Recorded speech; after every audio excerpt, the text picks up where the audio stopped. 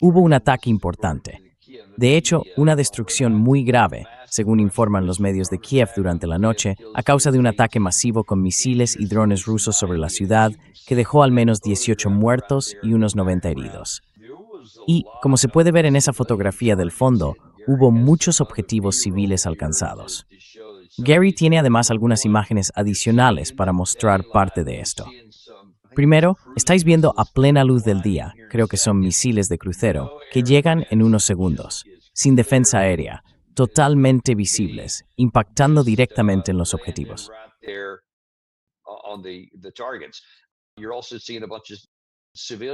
También estamos viendo muchos ataques contra objetivos civiles. Y me pregunto, voy a plantearte esto desde una perspectiva un poco distinta, porque Rusia evidentemente espera que esto siga aumentando la presión. Es una respuesta a lo que ha estado haciendo Ucrania atacando en San Petersburgo, en Moscú y en otros lugares. ¿No está Rusia corriendo el riesgo de complicar su propia posición al golpear tantos objetivos civiles y convertir esto en una amenaza existencial para el lado ucraniano, de la que ya no puedan dar marcha atrás? ¿Cómo crees que va a desarrollarse todo esto?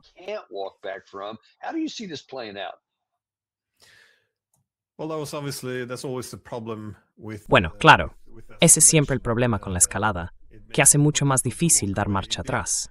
De hecho, hubo algunos informes cuando Rusia invadió Ucrania por primera vez, allá por 2022.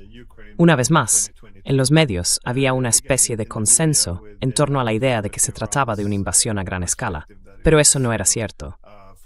De hecho, se vio que creo que en el primer mes los rusos lanzaron menos bombas que Estados Unidos en el primer día de Irak. Así que fueron más contenidos. Y no porque tengan una naturaleza mejor que la de Estados Unidos, no es eso.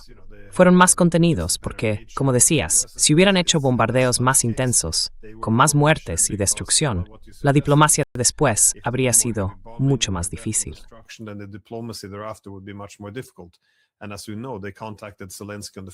Y como sabemos, contactaron con Zelensky el primer día de la invasión para intentar alcanzar un acuerdo que devolviera la neutralidad a Ucrania.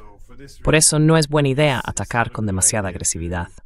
Y de nuevo, tú y yo ya hablamos de eso. Lo mismo pasa con Irán. Cuando matas a tanta gente, es muy difícil conseguir buena voluntad por parte de los iraníes. Así que, por supuesto, esta escalada por parte de Rusia tendrá un coste, Stioasky, tanto en las posibles vías diplomáticas como en lo que Ucrania esté dispuesta a hacer. Y esa es una de las razones por las que han sido más contenidos. Y sé que esto no es algo popular de decir en Occidente, donde se nos dice que Rusia está cometiendo un genocidio, todo eso.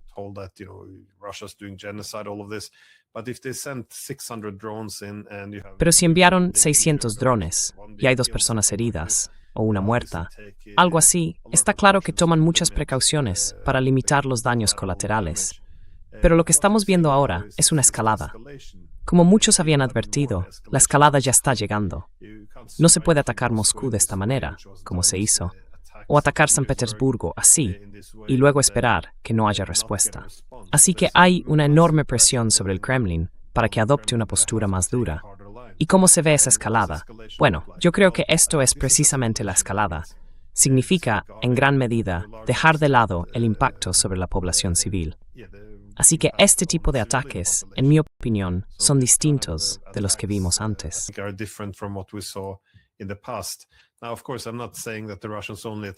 A ver, por supuesto, no estoy diciendo que los rusos solo atacaran infraestructuras y edificios civiles.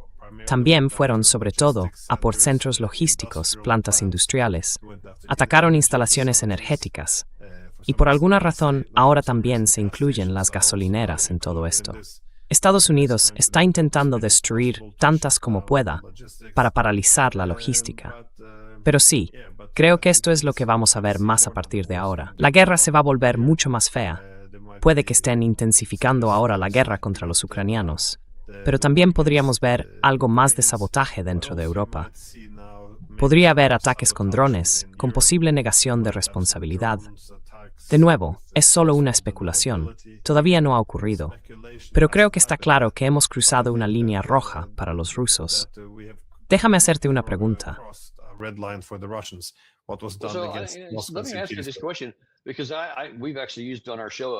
Porque en nuestro programa usamos un fragmento del tuyo, donde entrevistaste a Karaganov, que habló de forma muy clara y apasionada. Dijo algo así como, oye, deberíamos disparar. Y me llamó mucho la atención cuando comentó en tu programa que había recomendado al gobierno lanzar armas convencionales contra ese tipo de objetivos en Europa, donde fabrican los drones, donde hacen los motores de los cohetes, donde prestan otro tipo de ayuda militar al bando ucraniano. Y la gran pregunta es, ¿va a escucharle el presidente Putin? ¿Tú qué opinas?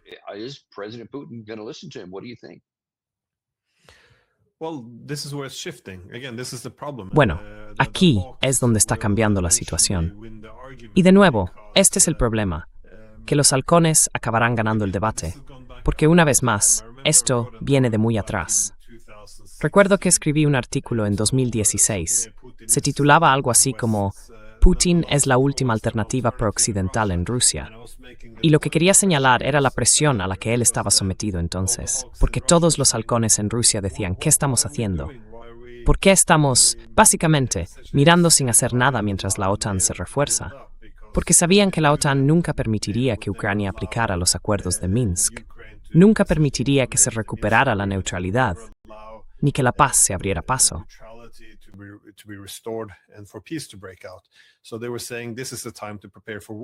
Decían que este era el momento de prepararse para la guerra. ¿Y qué está haciendo el presidente? Pues de ahí viene la presión, y sigue viniendo de ahí.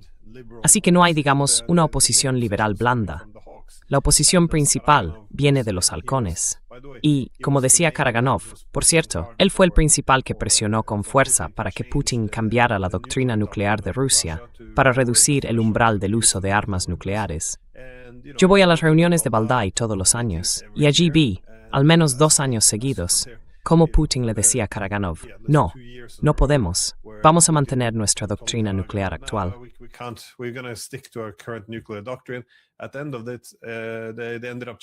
Al final, acabaron cambiándolo, y eso fue en gran parte por la presión, una presión que también lideraron personas como Karaganov.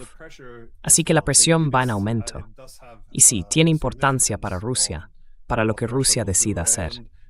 Y como decía el propio Karaganov en esa entrevista, cuando él hablaba de atacar instalaciones de producción en Alemania y en otros lugares, antes era una opinión minoritaria. Ahora sostiene que representa a la mayoría. Así que la presión sobre el Kremlin para que haga más está creciendo. Puede que todavía no estén preparados para atacar a Alemania o sus instalaciones de producción.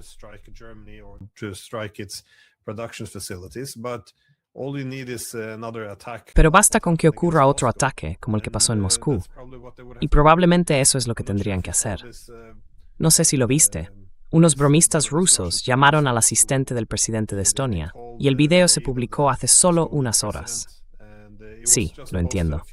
Pues bien, básicamente se escucha al asistente del presidente estonio hablando de cómo van a ayudarles con las coordenadas cuando ataquen San Petersburgo.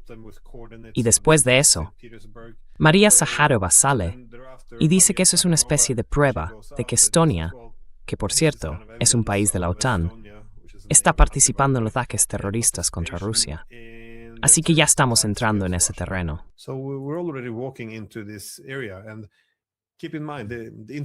Y tened en cuenta las entrevistas que Putin ha dado recientemente, en las que reconoce la implicación, una implicación más profunda de los países de la OTAN. Cuando haces una declaración así, estás reconociendo la complicidad, hasta qué punto están implicados los países de la OTAN. Y eso te obliga a vincular ese discurso con políticas reales, con acciones concretas. Creo que hacia ahí vamos. Así que, si me lo preguntas, diría que esto es solo el principio. Vamos a ver una escalada muy dura por parte de Rusia, y va a ser terrible para los ucranianos y también para el resto de nosotros. Nos estamos acercando a una posible guerra con los rusos.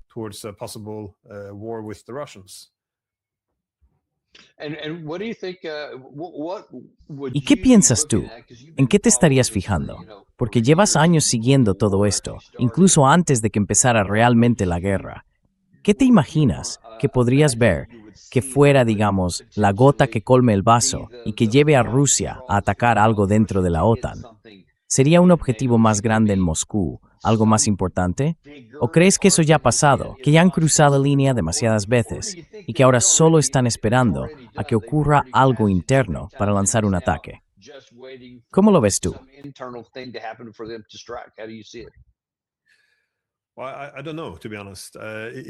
Bueno, no lo sé, sinceramente. Podría ser que ya lo hayan aprobado y que se estén preparando. Quiero decir, sé que ahora están acumulando enormes reservas de misiles Oreshnik. Si vas a correr ese riesgo, lo ideal, en teoría, sería que lanzaran unos cuantos misiles contra Alemania, contra algunas instalaciones de producción, las destruyeran y luego dijeran básicamente, esto es un aviso, si no os retiráis de la guerra, o de la guerra por poderes en Ucrania.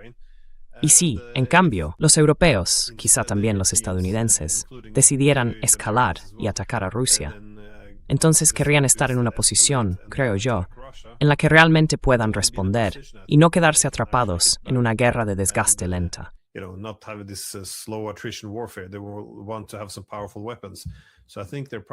Quieren tener armas poderosas. Así que creo que probablemente se están preparando para... Quiero decir, los europeos están poniendo fechas para una guerra con Rusia. Así que sé que los rusos se están preparando.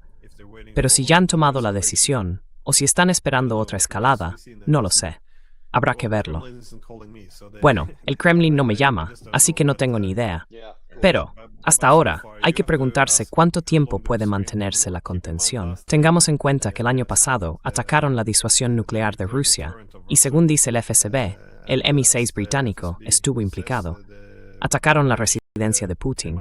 Atacaron Moscú de esa manera.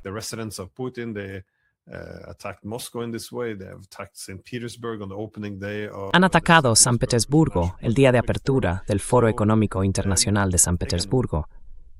Así que, de nuevo, si esto no les ha hecho entender que tienen que escalar o responder, entonces no sé qué lo hará.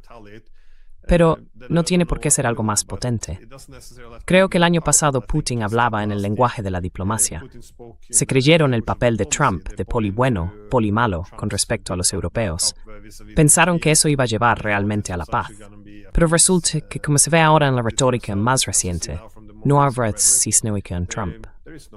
Así que creo que como si se van a escalar.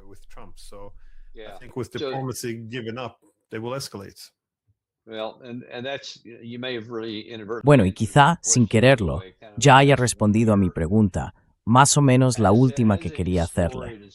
Como historiador y como alguien que ha prestado mucha atención a la historia europea, al inicio de la Primera Guerra Mundial, al inicio de la Segunda y a todo lo que ocurrió entre ambas, y usando todo eso como lente para mirar dónde estamos ahora.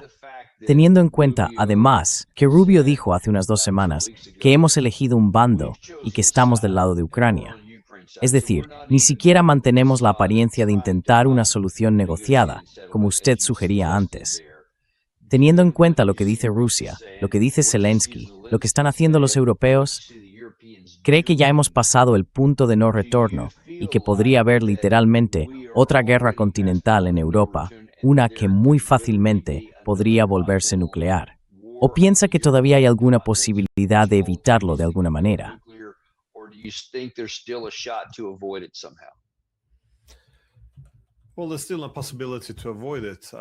Bueno, todavía hay una posibilidad de evitarlo. Creo que, como suele pasar, la gente no reacciona hasta que estamos al borde de un desastre. Es decir, podríamos acercarnos a otra crisis, como la de los misiles en Cuba, donde básicamente tendríamos 2 opciones. O vamos a la guerra, lo que probablemente escalaría hasta una guerra nuclear, o damos un paso atrás. Pero claro, eso es muy peligroso, y por eso los rusos también han intentado evitarlo.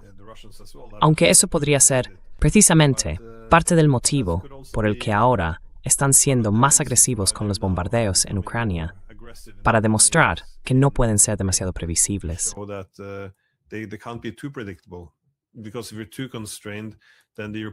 Porque si estás demasiado limitado, entonces los europeos, igual que los estadounidenses, pensarán que tienen el control de la escalada, que pueden golpear un poco dentro de Rusia, medir exactamente cómo responderemos y luego lograr una desescalada.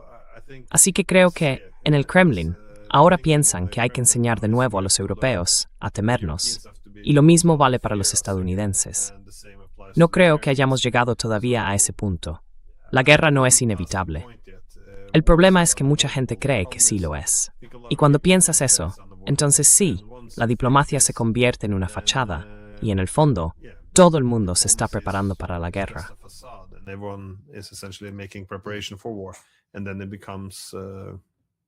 Y entonces se vuelve, sí, inevitable. Pero no creo que hayamos llegado del todo a ese punto, aunque claramente vamos camino de ello. Quiero decir, si escuchas a los políticos europeos, nadie habla de paz. Al menos Trump habla con los rusos. Los líderes europeos no han hablado con Rusia desde 2022. Llevamos más de 4 años boicoteando la diplomacia. En Europa es polémico incluso sugerir que quizás sea buena idea hablar con tu adversario, sobre todo cuando se trata de la mayor potencia nuclear del mundo. Pero no, estamos condenados a tener una clase política muy, sí, inútil también, lo que hace que todo esto sea aún más peligroso.